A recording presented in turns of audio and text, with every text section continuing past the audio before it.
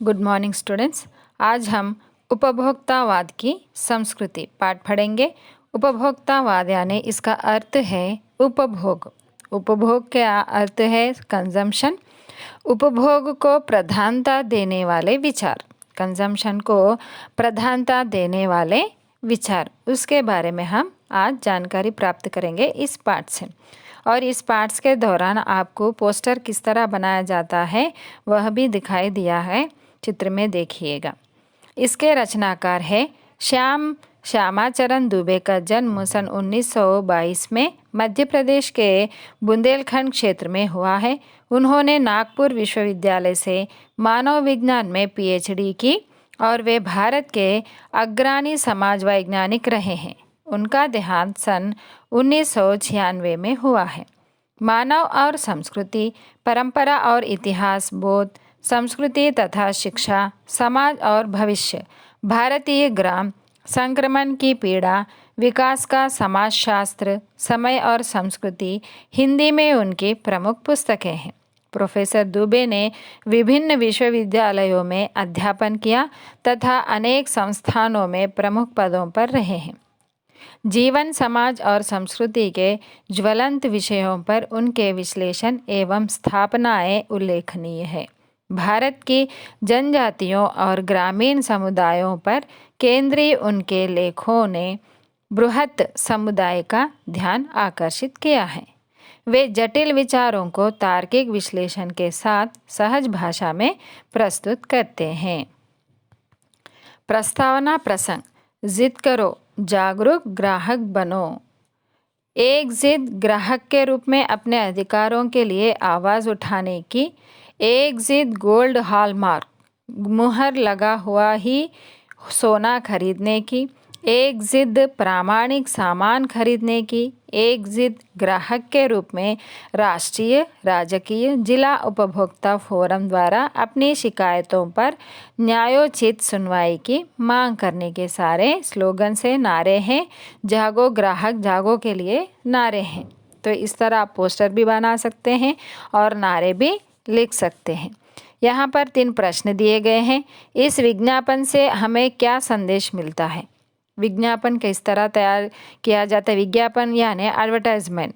इस तरह भी आपको यह भी इस तरह भी दे सकता है परीक्षा में। इस विज्ञापन से हमें क्या संदेश मिलता है?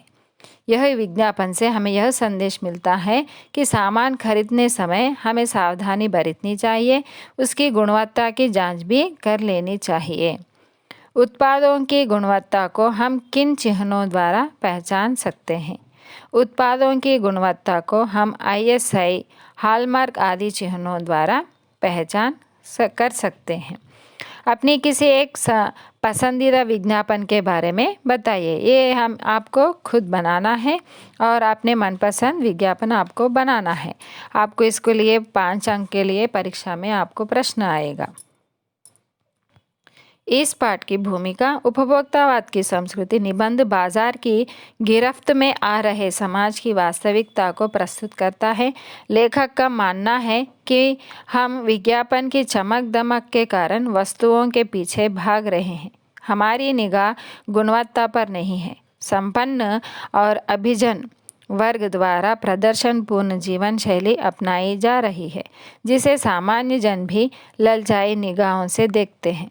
यह सभ्यता के विकास की चिंताजनक बात है, जिसे उपभोक्तावाद ने परोसा है। लेखक की यह बात महत्वपूर्ण है कि जैसे जैसे यह दिखाए कि संस्कृति फैलेगी, सामाजिक अशांति और विषमता भी बढ़ेगी। धीरे धीरे सब कुछ बदल रहा है। एक नई जीवन शैली अपना वर्चस्व स्थापित कर रही है। वर्चस्व यानी दबदबा। उसके साथ आ रहे हैं एक नया जीवन दर्शन, उपभोक्तावाद। उपभोक्तावाद का अर्थ है उपभोग को प्राधान्यता देने वाले विचार। उत्पादन बढ़ाने पर जोर है चारों ओर। यह उत्पादन आपके लिए है, आपके भोग के लिए है, यानी इस्तेमाल उपयोग करने के लिए है। भोग यानी उपयोग करने के लिए। आपके सुख के लिए है। सुख की व्याख्या बदल गई है। उपभोग भोग ही सुख है। एक सूक्ष्म बदलाव आया है। नई स्थिति में उत्पाद को आपके लिए है, पर आप भूल जाते हैं कि जाने अनजाने आज के माहौल में आपका चरित्र भी बदल रहा है और आप उत्पादन को समर्पित होते जा रहे हैं, क्योंकि मार्केट में जो भी नया वस्तु आते हैं हम उसको आकर्षित हो जाते हैं और उसे घर ले आते हैं। विलासिता की सामग्रियों से बाजार भरा पड़ा है। विलासिता यानी सुख का सामग्री, जैसे कि वॉशिंग मशीन, मिक्सर और एसी, कूलर सुख के साधन है सारे, फ्रीज़र, ये सारे सुख के साधन जो आपको लुभाने की जी तोड़ कोशिश में निरंतर लगी रहती है। दैनिक जीवन में काम आने वाली वस्तुओं को ही लीजिए। टूथपेस्ट चाहिए, यह दांतों को मोती जैसा चमकीला बनाता है, यह मुंह की दुर्गंध हटाता है। इस तरह के हम एडवर्टाइजमेंट टीवी में देखते हैं। ऐसा इस तरह होता है क्या? नहीं, परंतु हम उसे आकर्षित हो जाते हैं और उसे घर ले आते हैं। यह मसूड़ों को मजबूत करता है और यह पूर्ण सुरक्षा देता है। वह सब करके जो 3-4 पेस्ट अलग अलग करते हैं, किसी पेस्ट का मैजिक फार्मूला है, कोई बबूला या नीम के गुणों से भरपूर है, कोई ऋषि मुनियों द्वारा स्वीकृत तथा मान्य वनस्पति और खनिज तत्वों के मिश्रण से बना है। जो चाहे चुन लीजिए। यदि पेस्ट अच्छा है तो ब्रश भी आपको अच्छा होना चाहिए। आकार, रंग, बनावट, पहुंच और सफाई की क्षमता में अलग अलग, एक से बढ़कर एक। मुंह की दुर्गंध से बचने के लिए माउथवॉश भी चाहिए। सूची और भी लंबी हो सकती है, पर इतनी चीज़ों का ही बिल काफ़ी बड़ा हो जाएगा, क्योंकि आप शायद बहुविज्ञापित और कीमती ब्रांड खरीदना ही पसंद करें। सौंदर्य प्रसाधनों की भीड़ तो चमत्कृत कर देने वाली है। हर माह उसमें नए नए उत्पाद जुड़ते जाते हैं। साबुन ही देखिए, एक में हल्की खुशबू है, दूसरे में तेज़। एक दिन भर आपके शरीर को तरोताज़ा रखता है, दूसरा पसीना रोकता है, तीसरा जम से आपकी रक्षा करता है। यह लीजिए शुद्ध गंगा जल में बना साबुन। इस तरह बहुत सारे एडवर्टाइजमेंट हमें टीवी में दिखाई पड़ते हैं। चमड़ी को नर्म रखने के लिए यह लीजिए सिनेस्टास के सौंदर्य का रहस्य। उनका मनपसंद साबुन सच्चाई का अर्थ समझना चाहते हैं, यह लीजिए। शरीर को पवित्र रखना चाहते हैं, यह लीजिए। महंगी है पर आपके सौंदर्य में निखार ला देगी। सम्राट महिलाओं के ड्रेसिंग टेबल पर 30-30 हज़ार की सौंदर्य सामग्री होनी तो मामूली बात है, क्योंकि हम त्वचा को और सुंदर बनाना चाहते हैं। पेरिस से परफ्यूम मंगाएंगे और इतना ही और खर्च हो जाएगा। ये प्रतिष्ठा चिन्ह है, समाज में आपकी हैसियत जताते हैं। पुरुष भी इस दौड़ में पीछे नहीं है। पहले उनका काम साबुन और तेल से चल जाता था। आफ्टर शेव और कोलोन बाद में आए हैं। अब तो इस सूची में दर्जन 2 दर्जन चीज़ें और जुड़ गई है। वह क्या है?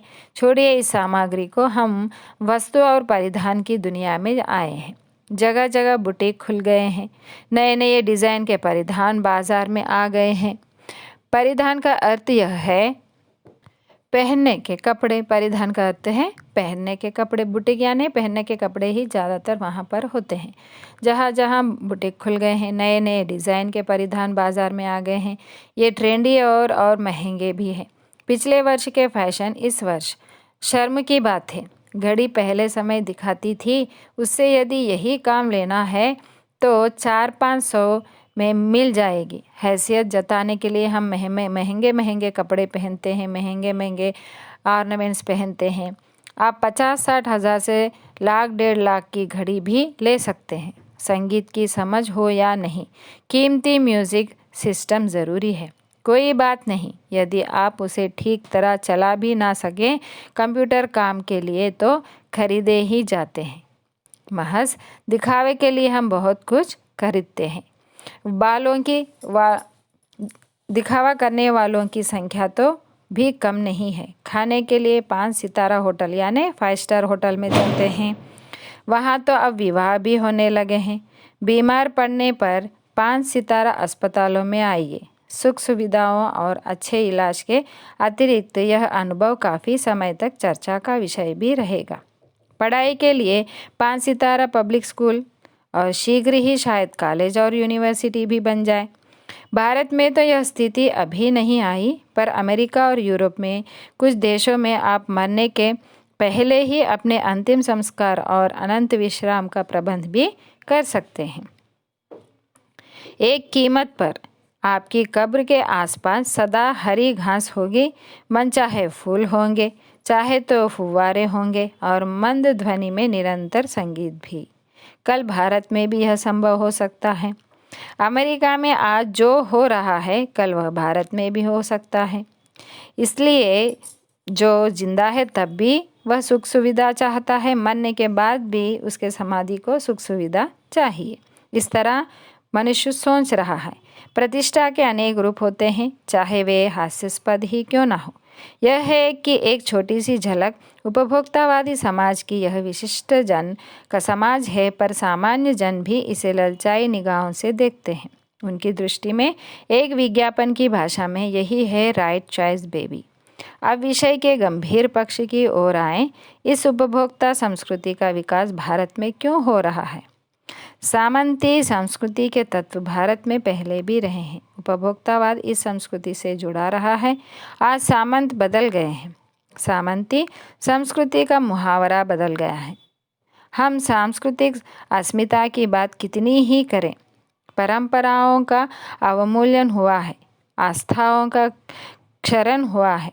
कड़वा सच तो यह है कि हम बौद्धिक दास्ता स्वीकार कर रहे हैं।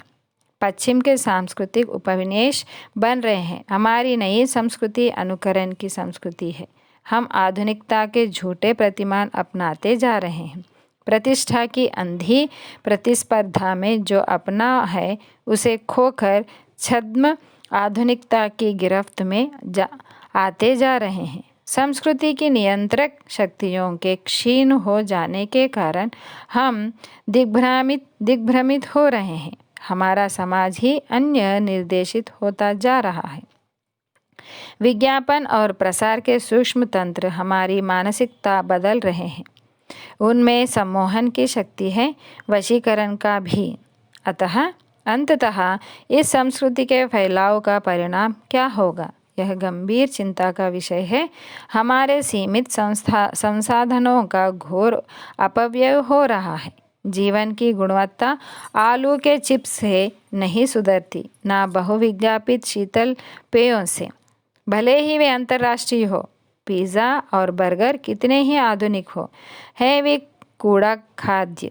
समाज में वर्गों की दूरी बढ़ रही है, सामाजिक सरोकारों में कमी आ रही है और जीवन स्तर का यह बढ़ता अंतर आक्रोश और अशांति को जन्म दे रहा है। जैसे जैसे दिखावे की यह संस्कृति फैलेगी, सामाजिक अशांति भी बढ़ेगी। हमारी सांस्कृतिक अस्मिता का हास्य तो हो ही रहा है। हम लक्ष्य भ्रम से भी पीड़ित हैं। विकास के विराट उद्देश्य पीछे हट रहे हैं। हम झूठी दृष्टि के तत्कालिक लक्ष्यों का पीछा कर रहे हैं। मर्यादाएं टूट रही है, नैतिक मानदंड ढीले पड़ रहे हैं, व्यक्ति केंद्रिकता बढ़ रही है, स्वार्थ परमार्थ पर हावी हो रहा है, भोग की आकांक्षाएं आसमान को छू रही है। किस बिंदु पर रुकेगी यह दौड़, पता नहीं कहाँ पर रुकेगी। गांधी जी ने कहा था कि हम स्वस्थ सांस्कृतिक प्रभावों के लिए अपने दरवाजे खिड़की खुले रखें, पर अपनी बुनियादी पर कायम रहें। उपभोक्ता संस्कृति हमारी सामाजिक नींव को ही हिला रही है। यह एक बड़ा खतरा है। भविष्य के लिए यह एक बड़ी चुनौती है। तो बच्चों, इस पाठ से यह हमें सिखाया जाता है कि इस पाठ से हमने यह सीखा कि हम कैसे आकर्षित हो जा रहे हैं विज्ञापन के ओर। तो बच्चों, मुझे आशा करती हूँ कि हमें किसी के ओर आकर्षित नहीं होना चाहिए। जो आवश्यक है वही चीज़ को हमें खरीदनी चाहिए और उसे इस्तेमाल करनी चाहिए। अगर आपको यह वीडियो पसंद आया तो मेरे वीडियो को लाइक कीजिएगा, सब्सक्राइब कीजिएगा और मुझे सपोर्ट कीजिएगा। धन्यवाद।